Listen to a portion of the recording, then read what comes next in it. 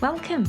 Hi, I'm Mikki, and this is Mikkipedia, where I sit down and chat to doctors, professors, athletes, practitioners, and experts in their fields related to health, nutrition, fitness, and well-being. And I'm delighted that you're here. Hey everyone, it's Mikki here. You're listening to Mikkipedia, and this week on the podcast, I speak to fan favourite Dr. Cliff Harvey on functional testing. We discuss a range of different tests that are available via user pays, and they're not cheap, that's for sure. And Cliff gives his perspective on what is worth spending money on and what might not be. And of course, as with anything, do note that this is from the perspective of, well, obviously Cliff and myself, because, we have a good discussion on it and we don't agree on everything, and give you just some insights into, I guess, what is promised, yet what we know from the literature and what is actually validated. And that's a really important sort of piece of the puzzle. And of course, we also discuss how treatment might or might not change depending on whether or not you get the test, which is sort of fundamentally the most important part for most people when it comes to functional testing. Of course, there are people who use it a lot in their clinic, and this is absolutely not dismissing the value of it for people who are sort of in the trenches doing it and have had really great success, and it can be super helpful for really complex cases.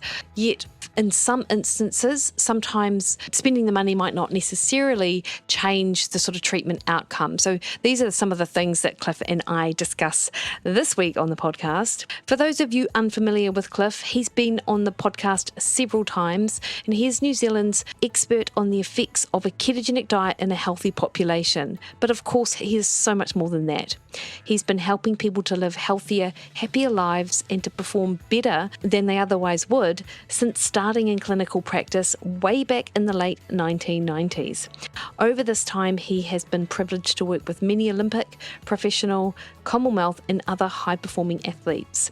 And along the way, he has founded or co-founded many successful businesses in the health, fitness and wellness space, including the Nutrition Store Online and the Holistic Performance Institute, New Zealand's leading certification and diploma for health, nutrition, health coaching and performance that has many of the world experts teaching on the course, so students are learning from the very best.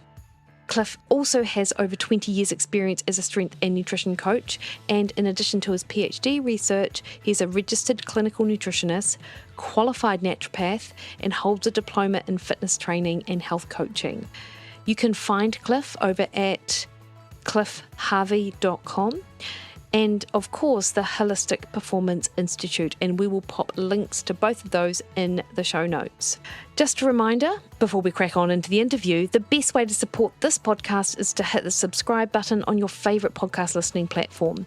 That increases the visibility of the podcast out there in amongst literally thousands of other podcasts, so more people get the opportunity to learn from guests that I have on this show. All right, team, please enjoy this conversation that I have with Dr. Cliff Harvey.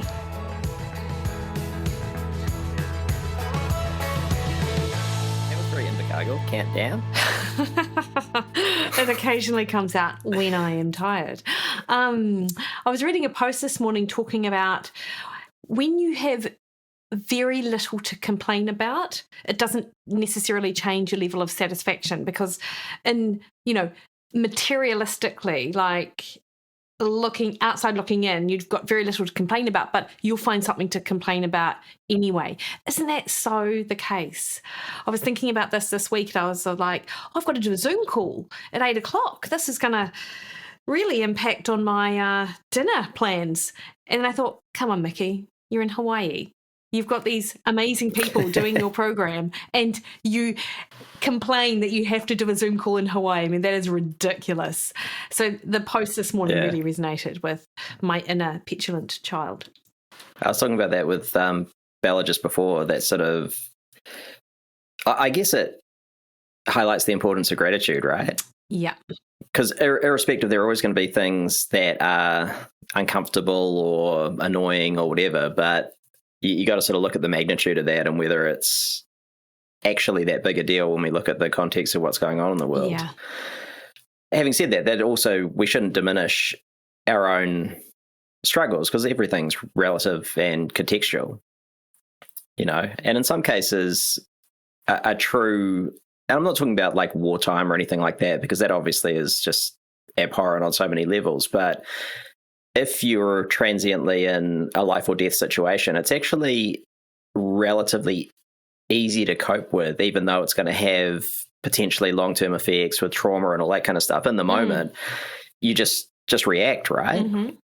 Whereas a lot of the stuff that we're exposed to nowadays, it's those chronic stressors, or it's things that we can't like deal with in the same way, and we're not maybe physiologically primed to deal with properly. And so, while we might be grateful for all the great things we have, and I think we need to do that, we can also recognize that the modern, comfortable, safe societies also have their own problems. It's not nice that we have huge rates of non-communicable diseases and, people getting feet cut off because of diabetes, and that's not nice either, even though it sort of comes from a situation of largesse and comfort to some degree.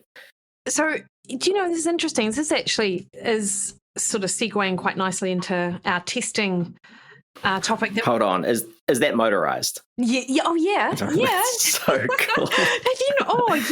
I've had this for a couple of years. It's the best thing. I saw that you were standing and I immediately felt lazy. And I'm like, okay, Mikki, stand up.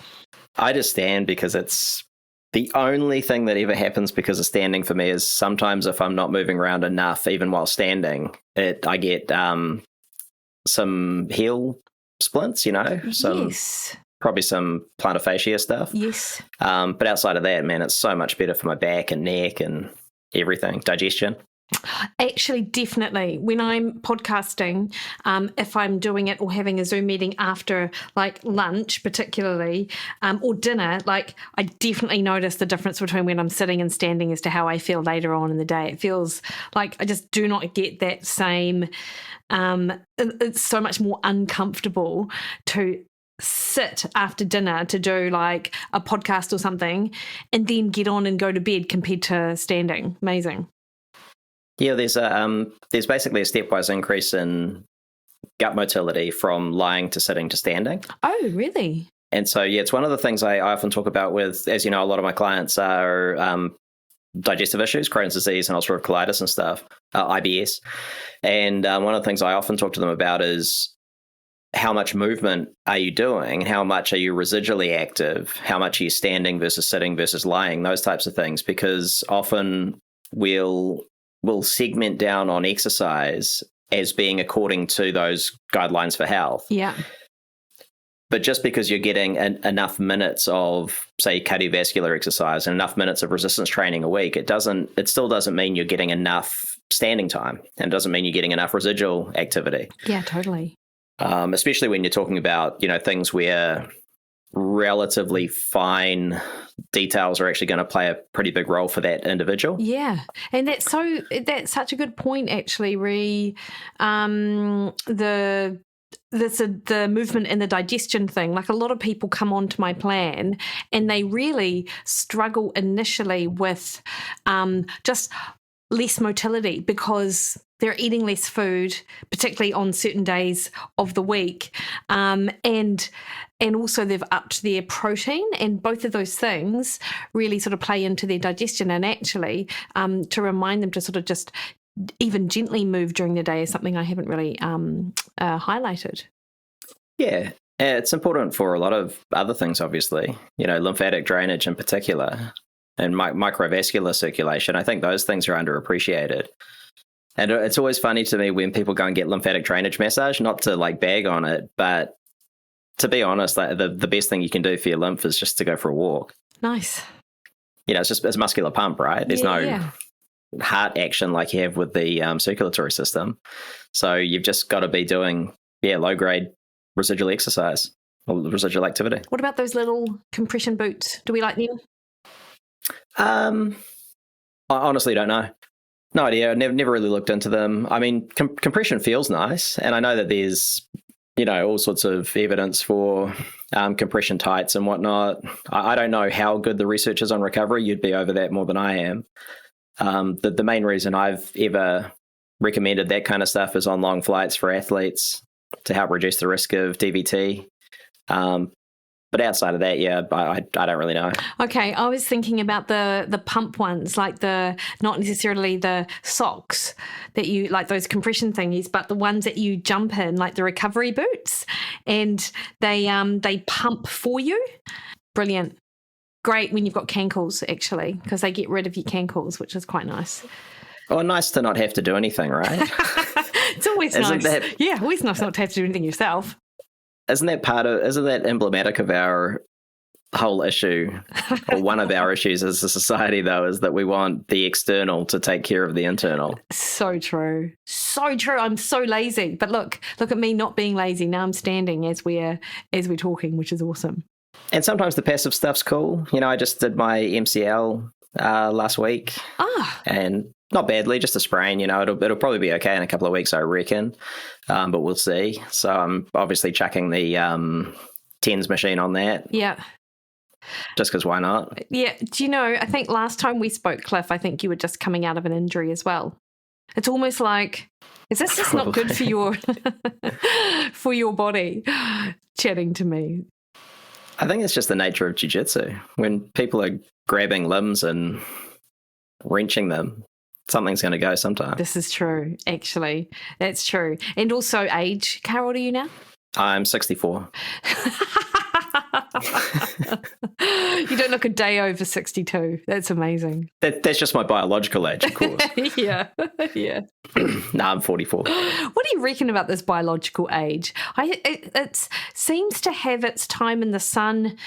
It seems to be having its time in the sun again. And I recall when I worked for a small company called Azion, which I never recommend anyone work with. And we, oh, did I say that out loud? Anyway, and we were, we used biological age back then. And that was back in like 2007 or something. So, what do you think about these whole concepts of like biological age and doing certain tests to determine, obviously, how old you are, but how old your insides are and stuff like that? I think at the end of the day, it's a lot of unnecessary hand-wringing, It's you got to ask yourself, how do people come up with these questionnaires? Because usually the question is, I get that people could be measuring telomere length and stuff like that, but even that is not, as far as I understand, entirely accurate, right? There are a lot of flaws with that kind of stuff. There's going to be a lot of variability between individuals. It may not always account for how long actually someone lives, all that kind of stuff. But with the biological age questionnaires, you got to ask yourself, well, what are they basing it on? And often there's just a whole bunch of check the box kind of stuff, like, how many times a week do you eat red meat? How many servings of vegetables do you eat? All this kind of stuff. And some of it we would probably all agree on is pretty valid for health, but can it really give us a biological age? And other elements of it, you would have to say, well, how accurate is that, and what sort of weighting are they giving that to give you this purported biological age? Particularly things like red meat, saturated fat. I mean, as much as people think the science is settled, it's not. There's so much controversy around it. There's so much nuance within it. There are so many confounding, conflicting, and cofactorial influences that there's just so much shit going on there. It's very difficult, as you know. I mean, we've talked about it loads of times. It's so difficult to piece all that out and come to some sort of conclusion. So, I mean, they're probably fun. That's probably the biggest thing. Gives you something where you can go to your mates and say, hey, I'm younger than you. But at the end of the day, I don't think it matters much, because I think the biggest thing that people miss is, how do you feel? How do you function? Are you doing the things you want to do in your life? And at the end of the day, I think that is so much more important in terms of, quality of life is so much more important than how long you think you're going to live, or what your age is relative to what your biological age is relative to your chronological age. Like, who cares? Like, I would have always thought I'm a relatively young looking person, but I don't think that anymore because I've got grey in my beard, I've got grey all through my hair and stuff. I think I look, like a person in their 40s, and that's fine. Because you are actually a person in your 40s. I'm actually a person in my 40s. Yeah. And I don't think that really matters as much as, how do I feel? Am I able to still do jiu-jitsu and do catch wrestling and, lift heavy things and play with my kids and have fun doing all the stuff I want to do? I mean, that's the important stuff, right? Yeah. I think a better metric than biological age is how many push-ups can you do? How many pull-ups can you do? How much can you deadlift? Yeah. How long can you run? Shit like that. Totally.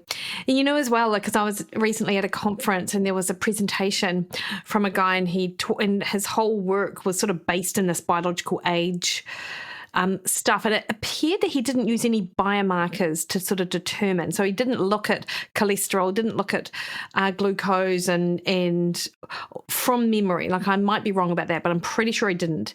And instead it was all sort of questionnaire based.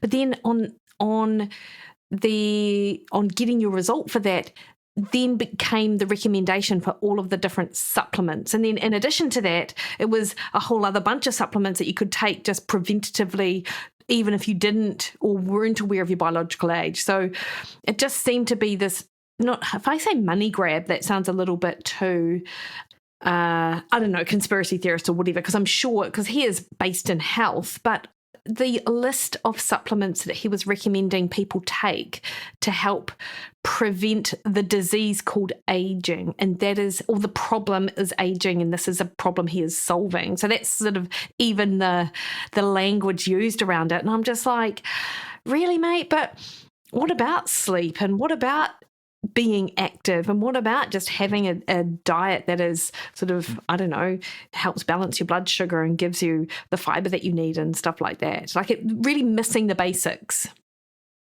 Yeah. This is a little bit tangential, but I recommend the podcast you did with Dr. Charles Brenner a lot to people. Oh, nice. Because I think he's wicked, right? I think the dude is so intelligent. He knows, more than probably anyone else about that particular field. And married to that, he's so pragmatic about this whole topic of aging. And most people aren't. Yes. It's become that thing where it is, it's all about anti-aging medicine, the disease called aging, all this kind of stuff. Now, some of that is valid, but it also leads to a lot of very specific and in some cases not all that evidence-based interventions. And I think a lot of times people are missing the foundations, like you said, but they're also missing the bigger picture. When you're drawing a lot of evidence from animal research and immediately translating that to the human experience, I think there's going to be real problems with that. When your focus is just purely on living a longer life, that's not very present. There's so much more we can be doing around quality of life now, around just setting the foundations of health. And I think one of the biggest, and I'm probably talking around the issue here, one of the biggest issues we have, as we've discussed, you and I have discussed many, many times, is this overcomplication of health. Because it's hard enough to change your behaviors. Yeah. But the things we need to do are actually quite simple. It's not easy, but it's simple. So, why overcomplicate things to make it more complex when the most difficult challenges we have is actually changing our behaviors to do the simple things consistently, which will have the biggest impact? And it's not to say that we shouldn't supplement or anything like that, because I think sometimes those are actually relatively easy things we can do, which help preserve those foundations of health. But then when we're going down the rabbit hole of doing all sorts of, probably what we'll talk about today, a whole bunch of functional testing to take, 32 different supplements and all at different times. And we're doing all these various things, and we have to do this and have to do that. We have to do hot exposure. We have to do cold exposure. We have to wear those pumping moon boots, all this kind of stuff. It's all these shoulds that we need to do in order to think that we're going to live a long, happy, healthy life. Yeah. But a lot of it is very tangential. It's stressful.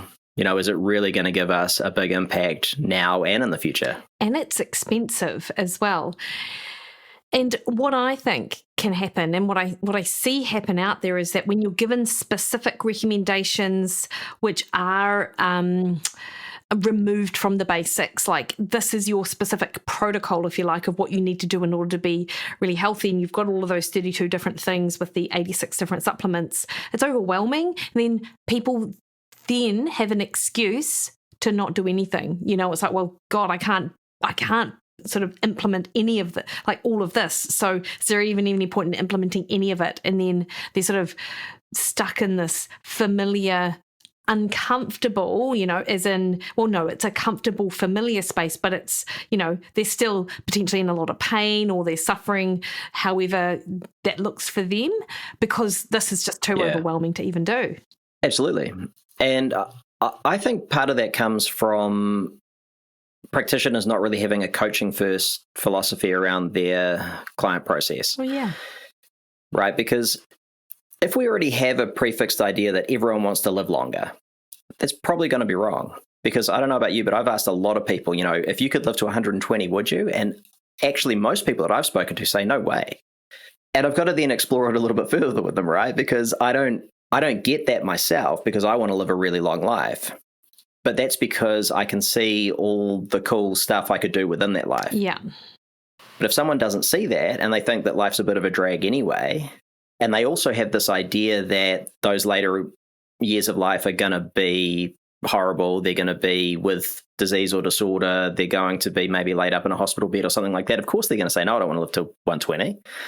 So that's sort of one thing, but that speaks to what we should be doing as practitioners, which is asking, many layers of why.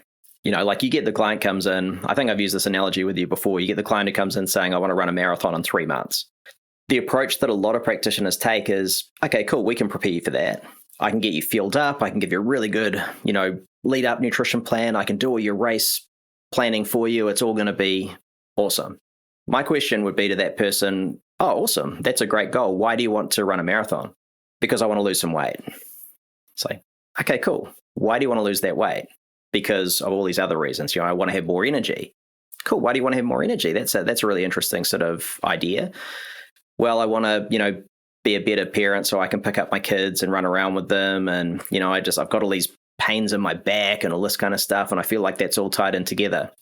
Anyway, you start to get to a point where the client and you, but most importantly, the client understands what their real goal is. And usually it's not the stated goal. It's the evocative stuff underneath that. Now, what we might realize within that process is this person may not have run for 20 years. Is preparing for a marathon in 3 months' time the best thing for that person? If they really want to do it, cool.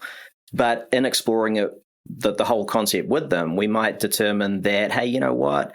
A better approach, which is going to hit all of your real goals, is to just focus on the foundations of health, get a bit of strength training in, do all these other things.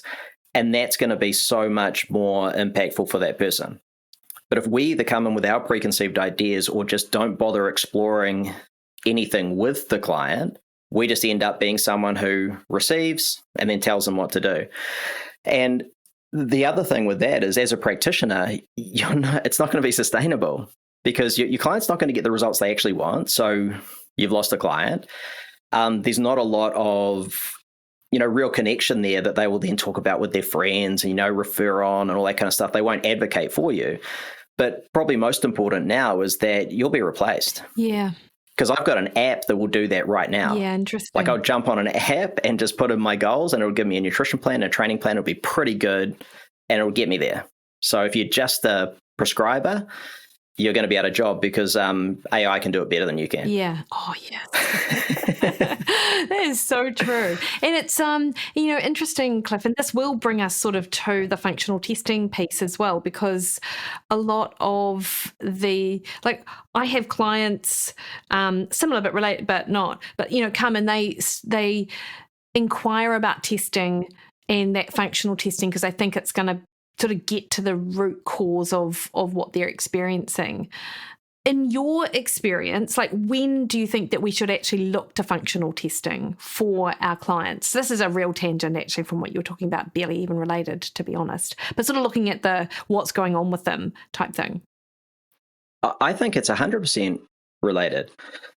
Because it does speak again to, that approach in which you're really getting down to what the client's goals are and how we most effectively achieve that without just, I really think there's an issue at the moment in the industry with the idea that more data is always better. Yeah. There are a couple of challenges with that, I think. Number one is that unnecessary data is unnecessary. The other problem is that garbage in equals garbage out. Yeah. So we need to make sure we're collecting good quality data and it's pertinent to what the client needs for their goals, but also what they need right now. And so I get that a lot as well. I get a lot of clients will ask, what tests do you do? And I'd usually go back to them with, well, what we deem to be necessary at any stage of the process. And so I say seldom, I've never prescribed an oat or a Dutch test. I've never prescribed a hair test. I have used IgG testing a little bit years and years ago, but I wouldn't now. So that probably shows where if I have some biases, they lie. Yes. But there's obviously good reason for that. Yeah, and this is why I'm glad we're having the conversation because, I have clients come to me and they've already had tests done and they sort of reveal their test results and they're like, this is what I did through my naturopath. Many years ago, they told me that I was allergic to XYZ. So it came up on my hair test, but also it came up on, and I also experienced that myself anyway with regards to sort of digestive issues. So, I just avoid these. And then, so they rely on the test to tell them certain things, which the test might not necessarily be able to do that. Yet there is also this, sort of synergy between what they experience and what the test tells them. And I think that's where some of the confusion arises with some of these tests. Yeah, I mean, a broken clock's going to be right twice a day, right? Which is a bit flippant because I don't think that's the whole story, but there obviously is coincidence, Yeah. And so we need to always be asking, and we do this as scientists, because, and you've got that string to your bow where, you're a practitioner like I am primarily, but we're also scientists and researchers. So we've done a lot of research. We understand that side of things. And I think because when you've done that and you've been in that world for quite a long time, you tend to just you tend to take a step back from time to time and ask yourself whether this is causation or correlation. Is it causative or is it, associated or is it just a coincidence? And that you can't always answer that straight away. But obviously in concert with the evidence, you need to be always looking at the evidence that's available and the individual experience because that is really important. So, to go back to your question, when would you test? Again, it's when it would be necessary for the client. And then there would be, similarly to how we look at research with the, hierarchies of evidence where there's greater strength in different types of studies, I would apply the same sort of thing to tests. So the most valid, incredible testing that I can get done is just standard blood testing. It's reliable. It's accurate. So it's got validity and reliability. It's got those critical things. It can tell me quite a lot about the progress of the person. It can give me a snapshot of where they're at. It can give progress indicators over time. It can give a really good idea of the metabolic state and overall health of an individual. And it can also pick up specific things that are going to indicate pathology and things like that, for which we can then refer back to the medical docs. So that would typically be, the first stage. I'm not, down on Dutch and maybe even oat testing. I just think their application in clinical practice is very limited for quite a lot of reasons, which I'm sure we can get into. But I'm not sure exactly where you want to go first with this. Yeah, and so let's discuss Dutch, and I also want to discuss the hair testing analysis sort of tests that people get done. So Dutch test, for those who are unfamiliar, is the dried urine test for comprehensive hormones, and it's widely used in, particularly in North America, Australia, New Zealand. Lots of practitioners sort of use it here, and I definitely have used it as well. And it's looking at metabolites in the urine related to hormones, some organic acids as well, so some sort of neurotransmitter markers, some vitamin markers, other hormones, like melatonin comes up. And from the results of the test, which you collect 5 times across a day, the results of the test sort of determine your overall sort of levels of hormones, and of course cortisol and cortisone, which is your stored sort of cortisol, if you like, for want of a better sort of way to describe it. And it can give you insights, as I understand it, to your ability to produce or how fast you metabolize cortisol, to your levels of sex hormones in relation to your sort of the norms for someone of your age and sex, and gives you more insight into how you sort of methylate and detoxify those hormones as well, potentially down different pathways, be them sort of either safe or potentially harmful.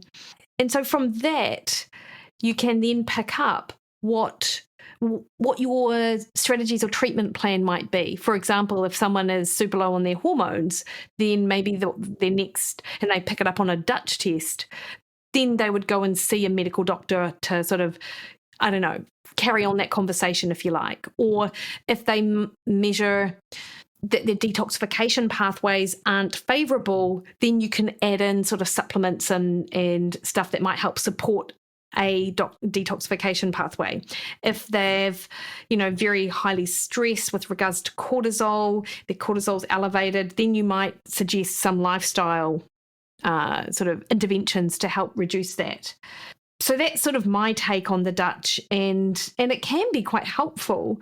Although I feel like you have to be quite a skilled practitioner, sort of, or first to be able to read and interpret it correctly. I feel like that's really important. I'm not sure about people's testing for that, and I'm not saying I'm a stellar. I'm no Katie Boyd, that's for sure. She looks at these things all of the time, but also a lot of the time with the Dutch test, the only reason I do it is because the client really wants it. Because a lot of what I would suggest that they do just from our initial meeting doesn't necessarily change based on that Dutch test. So I'm going to still do the same stuff anyway, based on their symptoms, if you like. Yeah, and I guess that's the point that I've made over the last couple of years in articles and teaching our students, is that the Dutch test is quite interesting because when we're looking at tests, usually we're looking at a couple of things, like is it valid and is it reliable, are the first two things. And validity is generally, I'm not explaining this to you, Mick, because I know you don't understand it. It's for the people out there, the 3 people that I know who are listening to this. Validity is about, is it fit for purpose? So really, to some degree, is it accurate? Is it going to give us some meaningful data that we can use? And the Dutch test is accurate. It's accurate when we're looking at those metabolites. There's a good association between those urinary metabolites and endogenous hormonal markers.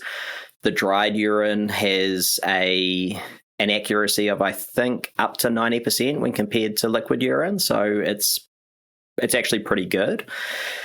The next element is is it reliable? And that basically means that would we get the same result if the test was repeated over and over again? And as far as I know, the test is pretty reliable as well. So we've actually got a good test there. The reason that I don't typically do it and don't maybe recommend that it's done as much as it is exactly for the reasons you've stated. It's that, well, it's for a couple more, actually. I think one of the challenges with Dutch or any other test is, although it is, over a fairly long period being a day, it's still a snapshot of that day. And there can be, changes that happen transiently over days, weeks, months.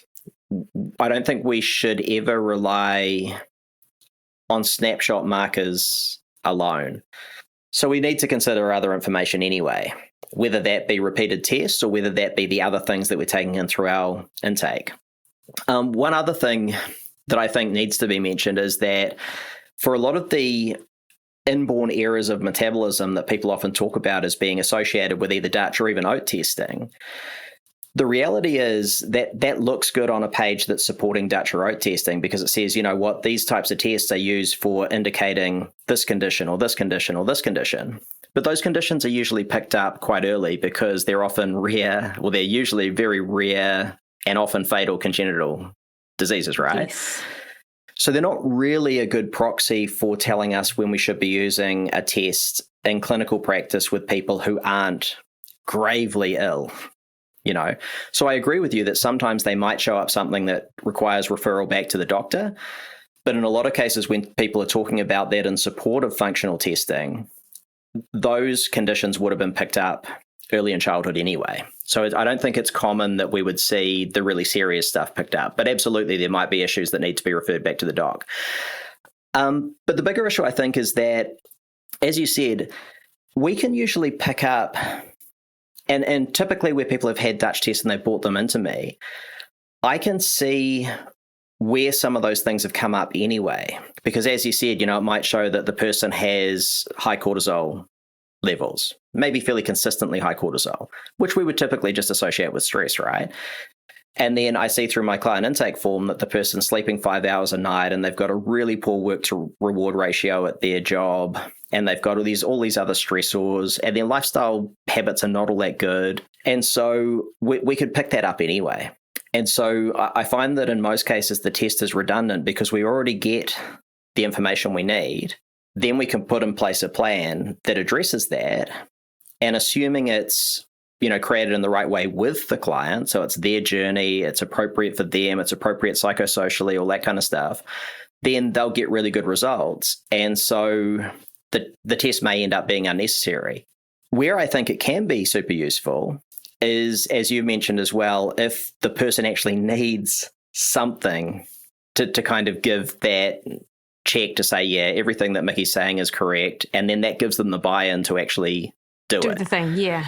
I think that can be useful, and I think it can also be useful if it's one of those things where you go down this process and something's not working, right? And you can't figure it out, and then you go and get some of this more sort of extensive or expensive testing done, and that indicates something that maybe you didn't pick up. Now, personally, I find that would be incredibly rare, but it's why I don't sort of close off to these things and just say don't use them, because I think, and some practitioners use them better than others. Some practitioners are way more skilled in them, like you mentioned, Katie, and I'm obviously nowhere near her level of interpretation of these tests. So some of my, lack of use for them could also just be because I'm not as skilled in their interpretation. But having said that, I do work with clients who have pretty complex conditions. Usually they're intractable, so they've been to see a lot of people and haven't got results. And I tend to get pretty good results without the use of a lot of extensive functional testing. Yeah. And it's interesting. I want to come back to cortisol in a minute as well, because it's one of the key things that comes up on Dutch. But let me tell you a story with one of my clients, and she was seeing me for about 6 months, and we were counting calories with her. It was what appeared to be a pretty simple weight loss. She just wanted to lose weight. We started counting calories. We did the usual drop calories. Nothing would shift with her at all. And she did come across as quite a high-strung sort of individual as well, in a really great way. She's super busy, mum, career, running the household, things like that. And then in addition to, so we did all this stuff, and after about 4 months, she's like, maybe I just need to do more testing. What, and I'm like, well, a Dutch test would tell us a little bit about cortisol. Maybe this is, that could be an option. And she's like, right, let's do it. I'm like, cool. And then And meanwhile, as well, we were just looking at how she was distributing her calories across the day, which were quite low because we I don't know, they got down to not overly low, like 1,500 actually. It wasn't that low. But what we found out was she was having maybe 600 of them across the day, like less than half, or maybe even like 500, and then was having a lot more calories at night. And so I'm like, cool, let's get this test done. And by the way, can you just eat more during the day? Because I think that if we distribute your calories a little bit different, you'll notice a shift in how you're feeling, because her energy was super terrible as well. Anyway, so by the time she'd gotten around to doing the Dutch test and then rebooked in to see me, it had been maybe 10 weeks. And as soon as she made that shift in her calories, weight just started coming off. And she wasn't eating. We didn't drop her calories. We just changed how we distributed them. She was eating way more during the day, less at night, and her energy was so much better. And she was dropping like half a kilo a week, which is quite significant when you had spent 6 months stalled with your weight loss. So suddenly she had lost like 5 kilos in 10 weeks. Yeah. And then, her Dutch test didn't really reveal, or it revealed a lower cortisol actually, rather than higher cortisol. But there was nothing, we didn't need to use it to then try and solve the problem, which had already been solved through sort of changing how she ate, which I thought was super interesting. Yeah, that's really interesting. And I think that's, I would say that's a good example of a good coaching process where, you as a coach and nutritionist is able to recognize where things need to shift. And it almost made would you agree that it almost made the Dutch test redundant? Completely. Yeah. And actually, so because we had that conversation about her shifting her calories for a couple of different consults prior as well. So it wasn't just at that one time. I'm just like, yep, cool, and maybe we should do this, but it hadn't quite happened. And then suddenly it did happen, and then it was, it really made a change. One of the other interesting things about Dutch or other tests versus your standard laboratory tests is that the reference ranges, although we might disagree with them for various reasons from standard blood testing, we may not think, for example, that 15 nanomoles per liter is accurate for the lower threshold for 25 OHD for vitamin D status. But the reference ranges are validated. They've come from large population sets. And again, we might disagree with how some of them are formulated in terms of it being a target, sort of an average and it may not be functional per se. With a lot of functional tests, we have to ask how valid are the reference ranges or numbers that are presented, because typically they're not from, I don't even know if a lot of them are validated or how they are validated. And I couldn't find that information when I was writing up a little article on Dutch. Now, someone out there might know, and they might say, no, they've been validated with huge data sets and they're really accurate. If so, that's cool.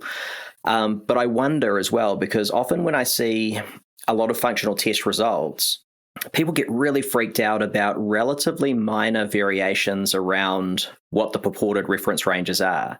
And I've had a client in my office in tears because apparently her cortisol responses were all over the shop, according to another practitioner. And she'd been diagnosed with adrenal fatigue, and she was an athlete who had been told because of this adrenal fatigue, she won't be able to compete probably for the next year or more. Needs to just go back to walking and gentle Pilates and all this kind of stuff. Anyway, when I looked at it, I just really couldn't see that, because although it didn't fit the pattern that was suspected to be perfect, it looked okay. And standard blood testing looked pretty good. And it was quite clear from the background intake that I did with this client, having come to me from another practitioner, that this person was just overtraining, overworking with really poor work to reward, and was just stressed as fuck, And they basically got to a point of that stress driving, chronic fatigue. And so I approached it in the way that we typically would as practitioners working with someone who's overreached or overtrained. And within 3 months, the client was back to full training, close to PB levels, well on track to get back to that sort of world level of sport. And so you have to wonder, was that data, number one, was it accurate enough to really give that result to the client? Probably not. Was it worth pathologizing that client in that way to really freak them out? Definitely not. And was it even necessary to have all that extra data when the background information provided such a good picture, but we could also then use that to get that person to return to play within a very short period of time when they'd basically been given a sentence? And that's my big issue with the whole adrenal fatigue thing. Is it's not to say that there can't be anomalies in that whole axis. Of course there can, but I think the whole idea of adrenal fatigue per se is overdiagnosed. It's I don't know what the term is, but overappreciated with respect to its impact on people. And there are much better ways to look at it in a more scientifically accurate, but also translational way that's going to give the client better results. And as you know, I've done a lot of work with chronic fatigue and ME. It's not to say that those people are not fatigued, and it's not all in their head, and it's not all these things that people say. But we have really good foundational interventions that help people get back on track. Yeah, that's such a good point. Now, it's also, here's a thing when it comes to testing, right? So hierarchies of testing. I think blood testing is awesome, but I also think as nutritionists, I really do like running people through food analysis. Because in the absence of having specific tests that are easy to get for all of the vitamins and minerals, we still have a pretty good proxy that if someone is simply not taking in those recommended daily allowance amounts of X or Y over a long period of time, then it's likely that's going to be a big impactor of health for them. So it's a really simple one, cheap, easy, super effective in terms of filling in any gaps. And that can help, especially when it's something as simple as, I often see when people get started on a plan with me, they're taking just a couple of supplements, like base level stuff, eating better, exercising, doing all the foundations of health. Usually they're getting pretty good results, but sometimes something's not quite there. Let's say we run them through a food analysis. They're an athlete and it's showing they're taking in, even when they're eating what they think is pretty well, and they're covering all their bases, but maybe they're only getting 350 milligrams of magnesium a day. It's probably not going to be enough for an athlete. And let's say it's a male athlete. We know from recent research that the magnesium requirements for athletes are likely to be at least 20% higher than Gen Pop. So let's say they're needing close to 500 mgs a day, and they're taking in consistently 350. That means it's a relatively easy thing to just get 150 mgs in at night. Might you go a little bit higher? Sure, but you wouldn't necessarily need to in the first instance. And so it's a nice way to fine-tune some of the supplement regimen, add in some simple things, because that's a simple intervention. Some people would say, well, why don't you get the person eating more magnesium-rich foods? Sure, do that. But it's also easy just to pop a magnesium capsule at night. And I know people think that's a little bit lazy, but the reality is I think sometimes we need to be lazy just to get the best health effects. And why wouldn't you? But that's a good example of something that is cheap, simple, effective, and it gives really translatable information that you can use with your clients and that they can understand as well. Yeah.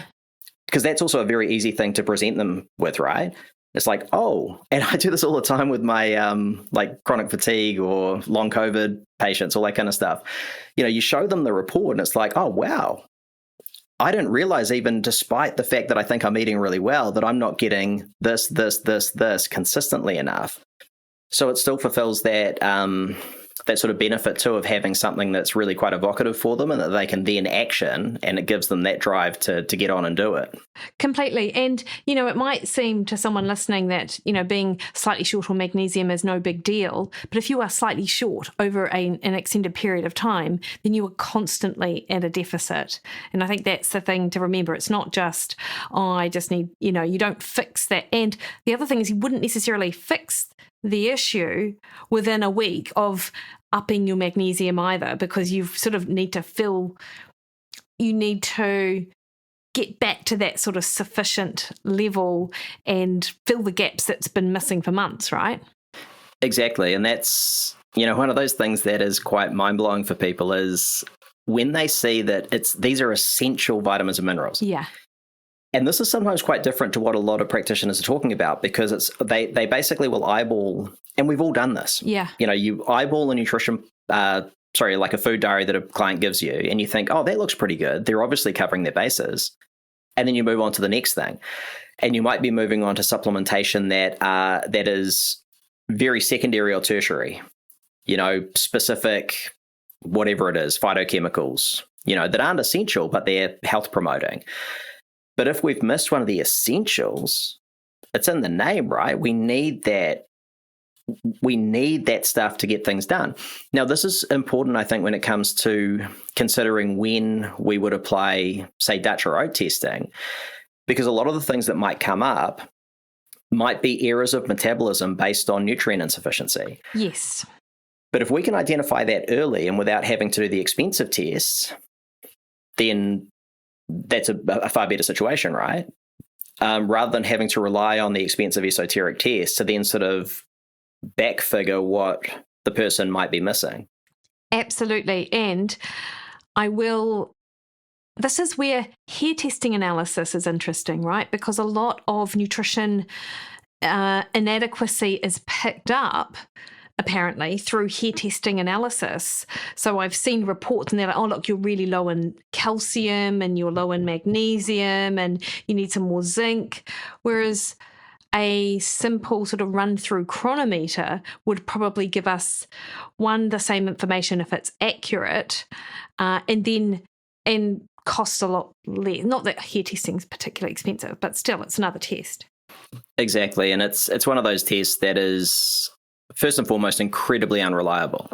But before we even get to sort of validity or reliability, people need to understand that the methods by which they test the hair itself can be really different. And some of it is akin to sort of waving a crystal over it and expecting something to happen. Like some of it is, bioenergetic type stuff, which I think is really interesting to consider the possibilities of for the future and continue to research. But the reality is, using things like kinesiological muscle testing to test hair doesn't have a lot of plausibility.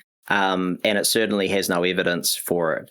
But even where it's using more standard chemical analysis techniques, it's incredibly unreliable and typically not accurate for most things. So when we're talking about the translation of a hair test for, say, vitamins, amino acids, essential fatty acids, or particularly allergy intolerance, not accurate at all. The difference between tissue levels of vitamins and minerals and hair can be markedly different. And so while some people say, well, yeah, it's not accurate for vitamins or amino acids or essential fatty acids, but it does have some validity for minerals, maybe it has more validity for minerals, but it's still not very accurate, so it doesn't really tell us much at all. Really, the only true indication for hair testing is in forensic pathology and seeing whether people have been exposed to poisons, toxins, chemicals, heavy metals. So again, there might be some application if someone may have been exposed to heavy metals, high levels of heavy metals that are damaging their health, like cadmium or mercury. But outside of that, it has, very little application. So if people are using it for allergy intolerance, indicating fine nutrient insufficiencies of, say, B vitamins, things like that, it's practically worthless. Not practically, it is worthless. All right. We don't really need to kind of expand on that, Cliff. You've done a great job of sort of giving your summary. And I know that you've written, and I've referred to a blog post that you and, was it Kristen wrote? Yeah, Kirsten and I wrote a paper on it, which we updated, I think. Even only a year or so ago, or 2 years ago. Like it was quite recently. Probably just over a year ago, yeah. And there was really nothing much to report in terms of the update because the science hadn't changed. It's still not worth doing. Now, what I will say, though, because I know there are probably people out there who have had a hair test or practitioners who use hair testing, I went into that review with no bias. I honestly believe that because I didn't have a dog in the fight. I hadn't used hair testing, but I'd never been opposed to it. I just didn't know enough about it. I hadn't ever looked into it, to be honest. And so when I did, I went in relatively fresh, just looked at the research and came up with the conclusion. So it was very much an inductive approach to that research. Now, I guess in retrospect, if I had have wanted it to go one way or the other, it probably would have been in favour of hair testing because it's so easy. Yeah. It's so easy, right? To get the client to take a little bit of hair, to send it off to the lab. And if it can give us all of that information, allergy, intolerance, vitamins, minerals, essential fatty acids, amino acids, the whole lot, well, that would be a pretty powerful test, especially because it is, relatively cheap compared to other functional tests. So I don't have a dog in the fight in that respect. And I've certainly got no long-term bias against it. It's just a poor test. Yeah.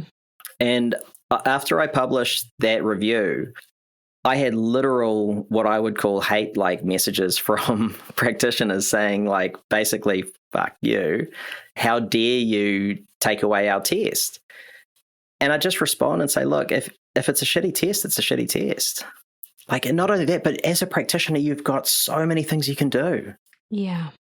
You've got so much you can get from a good client intake. You've got so much that you can gather on top of that by really drilling down with the client and understanding their process more, what they really want to achieve. Like, be a coach with that person. Don't just rely on some random test that has no validity. Actually get that real human data from them. When required, use the tests that have greater validity. Understand standard blood panels. Most practitioners, I think, are poor when it comes, and I'm going to get messages again. I'm not meaning to be down on this. I don't mean most practitioners. I mean, there are a lot of practitioners out there who jump into extensive functional testing when maybe they don't really understand what's coming through from standard labs. Yeah. And so that's something we really try and train into our students at the Institute, is to be able to read a standard blood panel well and understand what that might mean. Look at the interrelations between these things, because that's the most credible and valid testing you're going to get. Then, if you can't get all the data you need, absolutely use tests that have a higher degree of validity and reliability, like Dutch testing. Yeah. Yeah. No problem with that whatsoever.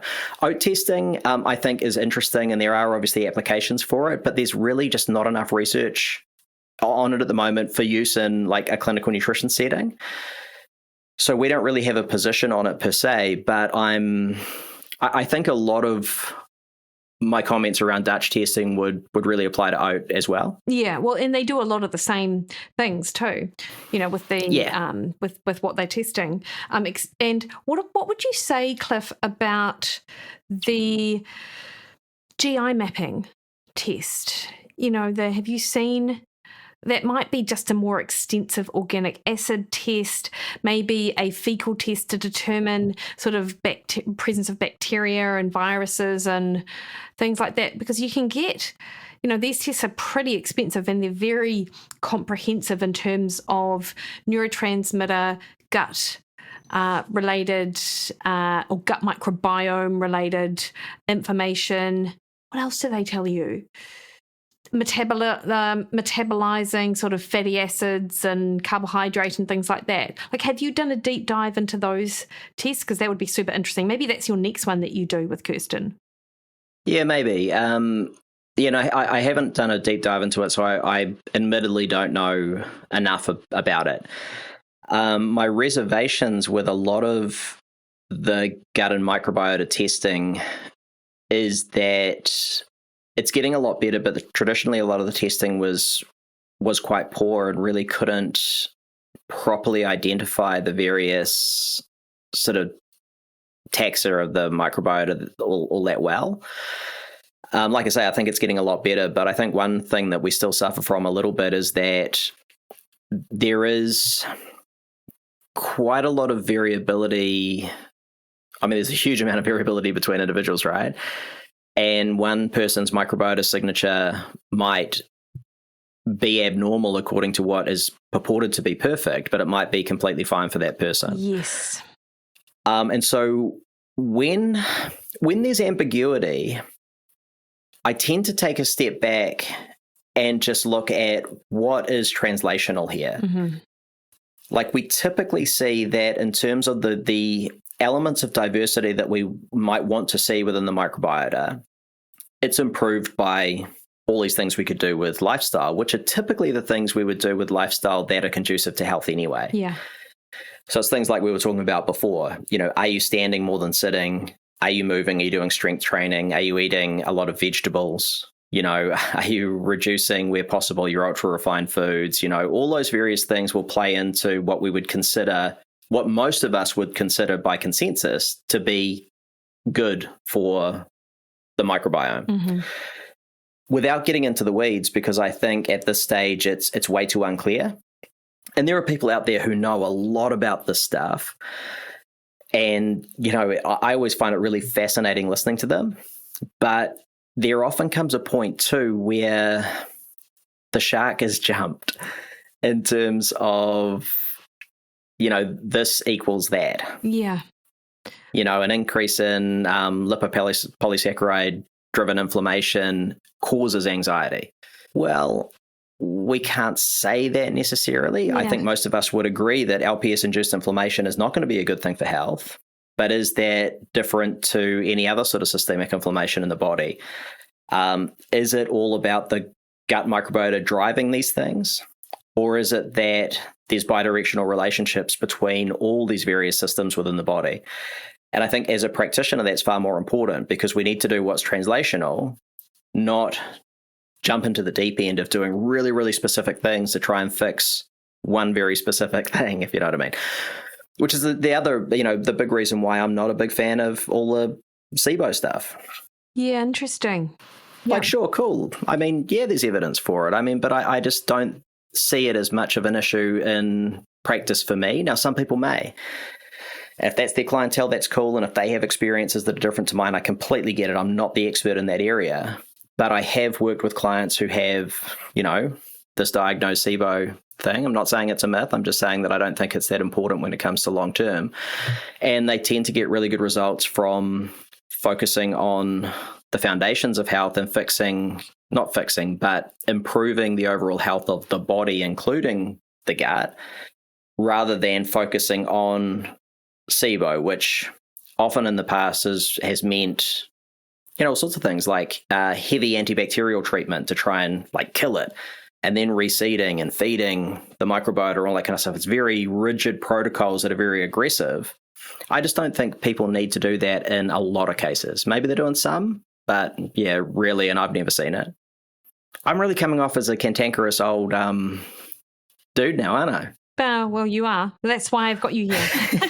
Nah, just jokes. No, not at all. This is really insightful. I'm really not, though. I love my team and I love my clients, and everything is coming from a place of positivity. I think one of the reasons why I am quite vocal about some of these things is I feel like sometimes people are getting ripped off. Yeah. By doing things that are unnecessary. And as you know, I've written quite a bit about this. I think that an underappreciated element of our first precept in health, which is to do no harm, or some people would say do no further harm, is the harm to someone's wallet. Yeah, totally. Or the harm to their psychosocial state through stress and pathologizing. And I think that's been a big issue is, practitioners shouldn't be, unless they're medical doctors, shouldn't be diagnosing anyway. But, complementary health practitioners diagnosing people with adrenal fatigue and then having all these thou shalt nots around it, I don't think that's helpful in most cases. Though some clients love an identity of a problem. They want a label. That sounds terrible to say that, but you must get that a little bit.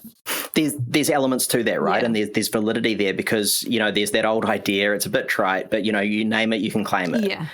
But you don't want to be, I believe, for long-term health and for your own long-term happiness, I don't think you want to be the person who is identitarian about their pathology.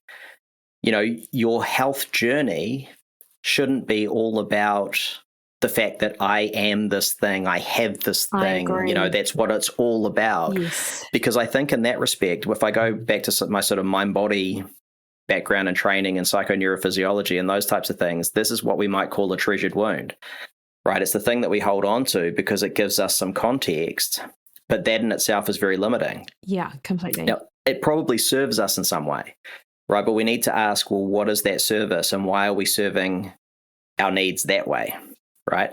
And it gets a little bit woo, but it's not really woo because this is based very much fundamentally in sort of neuroscience and neuropsychology. There are certain things that we're going to do to try and keep us safe and secure and serve our needs. I had a really interesting client when I was working up in Canada who had a serious health condition and was debilitated most of the time, let's say 4 days out of the week.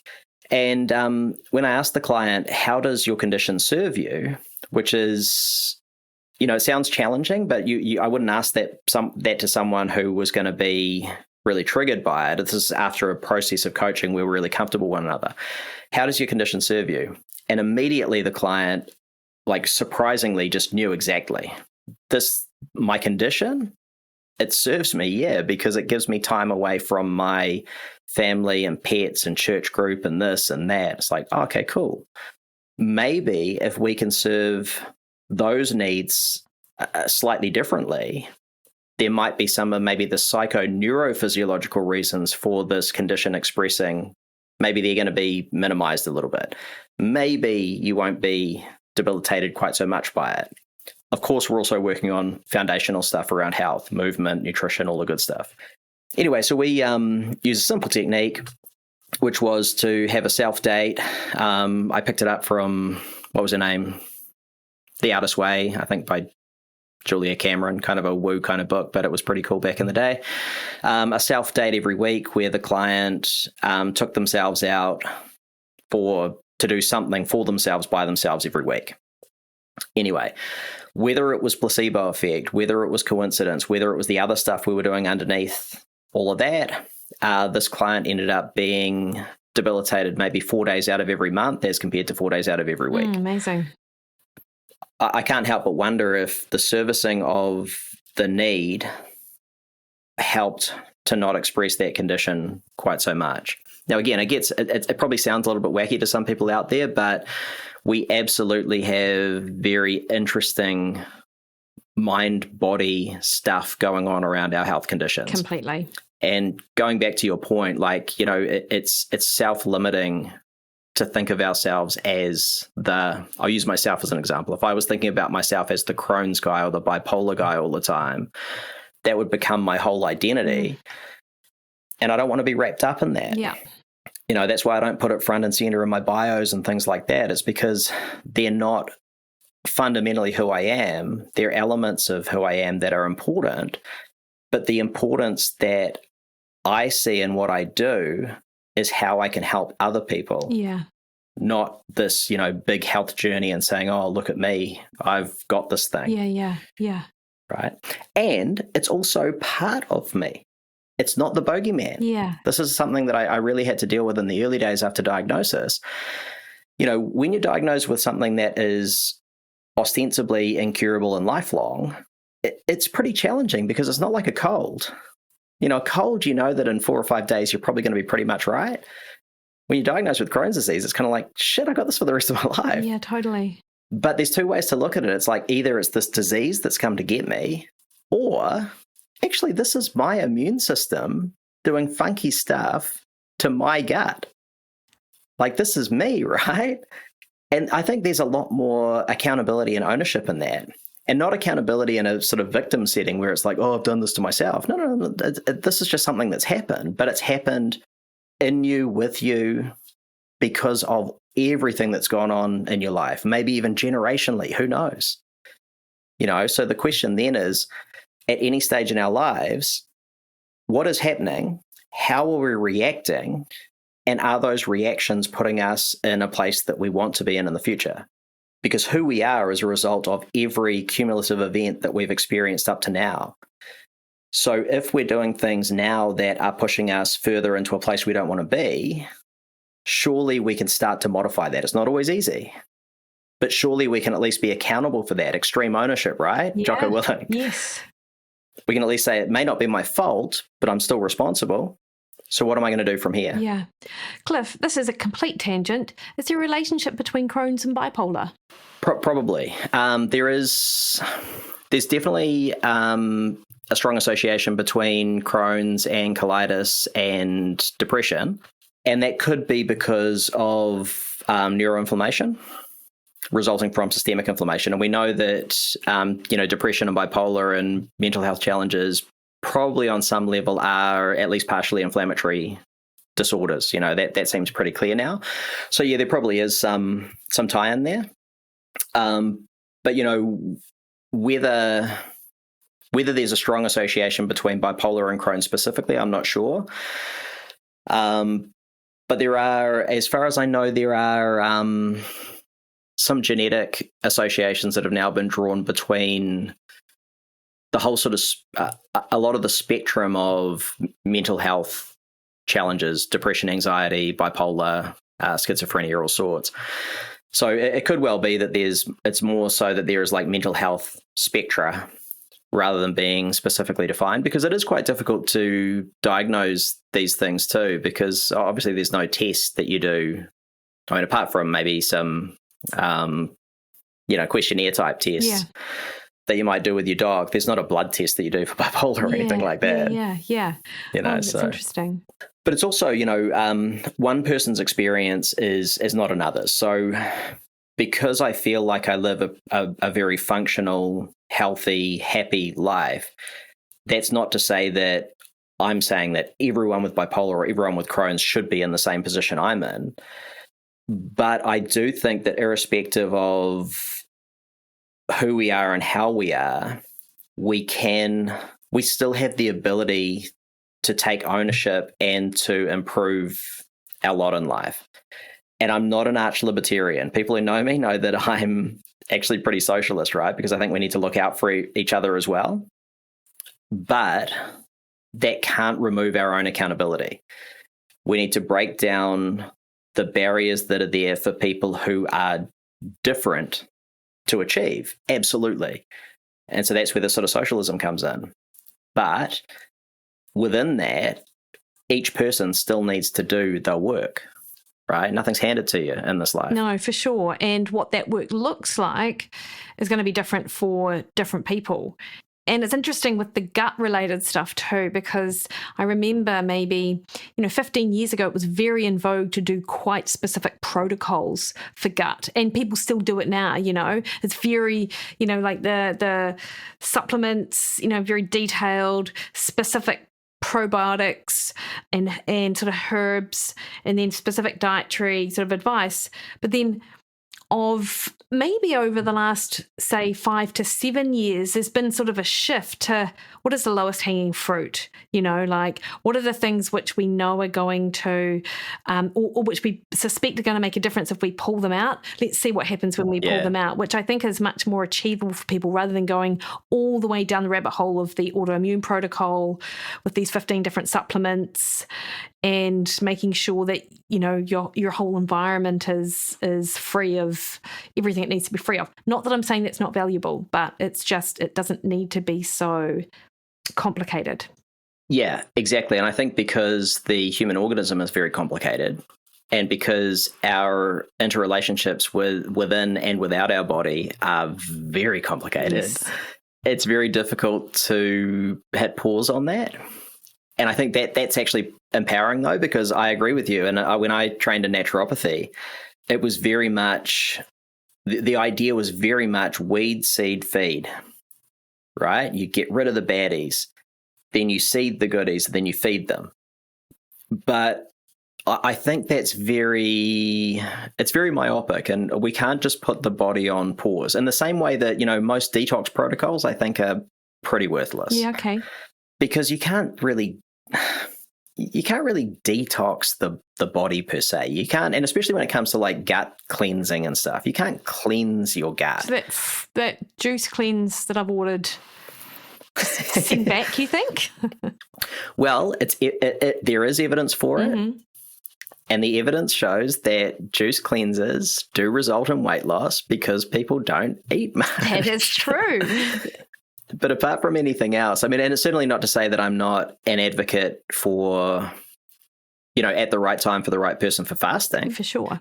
I think fasting can be cool. Like, I think it can be cool for a whole bunch of reasons, from spiritual and religious through to breaking patterns. People say fasting's bad because if you fast, then you're just going to rebound. But that's not always the case. Because sometimes, especially if you do an extended fast, let's say, 3 to 5 days, that can be enough to break the pattern of after every dinner, I need dessert. Totally. Maybe it's going to break that pattern. It might not for everyone, but if it does for you, there's value in it. Are there some potential benefits to immunity and things like that? Yeah, probably. Does it mean that everyone should fast? No, not at all. But most of those detox protocols, I think, they're not actually doing much with respect to detox. And if someone is just, avoiding where possible the worst toxins and toxicants that they can, like the actual big evidence-based ones, and if they're eating a good diet and drinking plenty of water and moving, doing all those good things, they're detoxing really effectively anyway. So I don't think it needs to be so strictly enforced in terms of protocols. Right now I'm detoxing and then I'll get back to life. It's like, well, get into a really good life and your body's doing a really good job of detoxing. Just like with the gut protocols, eat well, move, do all those good things. Your gut's probably going to be pretty robust at that point. Yeah. So do you need to do all that other stuff that's really strictly enforced? I don't believe so in most cases. Sure, there might be application for it at certain times, but I just think people need to be a bit more realistic about what they're actually trying to achieve. Because a lot of this ends up being a distraction, right? If I do this thing, that's going to flip the switch and then I'll be fine. It's like, no, life is actually a process. Like, you have to eat every day. So if you don't start to make changes to your behaviors, then in the long term, nothing's going to change. But I don't think people want to hear that as much as they do hear that if I take this capsule that has all these good gut foods in it, that's going to be the thing. And it comes back to maybe what we were talking about earlier is like, we just want it to be easy. Like if we can pinpoint a particular thing that's going to be the magic bullet, we're going to go for it. And often people look to diet as the cause and the solution, whereas actually it's everything almost. The food is a consequence of what's going on around them. So they do actually have to think about what's going on around them and how they're interacting with people around them and in their relationships and in the world. And that actually is going to have a much sort of more potent impact on their health than necessarily the food or, the food and what they're eating. Oh, big time. And I think being in the nutrition world, we often forget about that as well, that sometimes or a lot of times the food follows other stuff. Yeah. We put food first and then we think about all the effects that's going to have. You eat better, you're going to sleep better, and you eat better, your stress is going to go down, all that kind of stuff. But those things are obviously driving food reactions as well. Yeah. But also just in terms of a big step back, I don't remember the exact study, but I know that I read some research on this years and years ago, because it was when I was going into my master's, and I don't know if you remember this because I don't think you're involved in that point, but I was deciding whether to keep going because I was on the mind-body track. Yes. Whether to look more into that side or swing back into nutrition and look at the whole carb appropriate sort of side. So anyway, I was doing a lot of background reading around mindfulness and nutrition. And some really interesting research which showed that people doing mindfulness protocols ended up eating better than people who had been prescribed diet plans. I've seen that research. And it kind of makes sense, but we often forget about that. So it's a good reminder that all of the other stuff, it all plays in together. And this is why I was talking about this with Bella the other day, because I think I was the one who mentioned to her years ago the idea of linchpin actions. Mm-hmm. I don't know if I've talked with you about that before, but it's the idea of the linchpin action, which I'm sure you've heard about, is that it's that thing you do that leads to a cascade of better health behaviors. Yes, I call it the anchor action. Same thing. Gotcha. Yeah. And so, we hear about it a lot with people like making their bed or flossing their teeth or making a smoothie in the morning, whatever it happens to be. But that's a really good example of the other thing that leads to these really positive effects. Yeah, totally. Yeah. All right, Cliff, in conclusion then, so we'll just circle back round to the testing. As I read it from you, hair testing analysis Pretty much. Don't do it. Yeah. Dutch test. I think use Dutch testing prudently and after other bases have been covered. Yeah. Awesome. And that would probably extend to organic acid testing as well, given that a large part of the Dutch is in fact organic acid testing too. Yeah. Yeah. Amazing. Cliff, where can people find you? What's new at the Institute? Wow, what's new at the Institute? We've got a really cool new thing. I recently updated our keto and low carb courses. Amazing. Because they were due for an update. But one of the elements of that, which is coming into that course, or which has come into that course and is coming into other courses, is they're all moving towards living reviews. So the written information within them is basically being updated as the research comes in. So in any given week, you'd expect that the research that's being presented is accurate to that week, which is pretty cool. That's awesome. But I think that keto and low carb course, I'm pretty stoked about it because I honestly believe it's the best one out there. I only say that because I'll blow my own trumpet here. I've been in the low carb space for 26 years now. I've done a PhD in it, but I also am not committed to it being the answer. As people know, my approach is carb appropriate. A lot of my research in that space was not looking at ketos per se. It was looking at, well, you were involved in it. It was looking at which diet works best for the individual. And there are people for whom keto and low carb is wicked and people for whom it's not.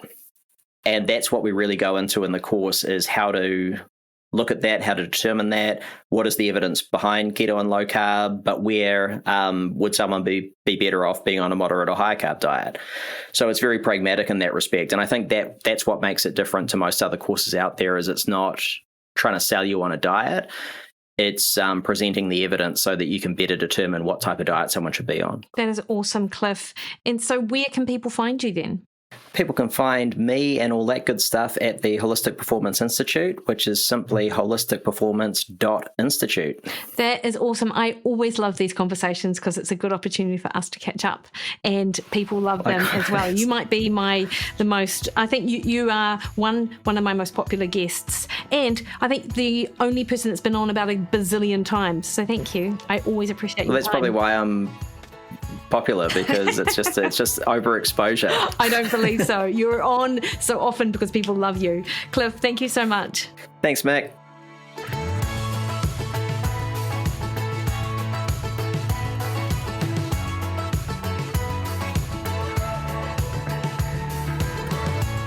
Alrighty, hopefully you enjoyed listening to that. I just love chatting to Cliff, and any opportunity to bring him on the show, I will absolutely take. As mentioned, I have in the show notes how you might find Cliff over at his website and at Holistic Performance Institute, so absolutely check them out, particularly if you are interested in upskilling, learning something new in this health and wellness space for 2024. The Holistic Performance Institute is absolutely where you want to head. Next week on the podcast, I speak to Dr. Michael Rose, evolutionary biologist, all about aging. Fascinating conversation there. Until then, though, you can catch me over on Instagram, Threads, and Twitter at Mikki Williden, Facebook at Mikki Williden Nutrition, or head to my website, mikkiwilliden.com, and book a one-on-one call with me. All right, team, you have a great week. See you later.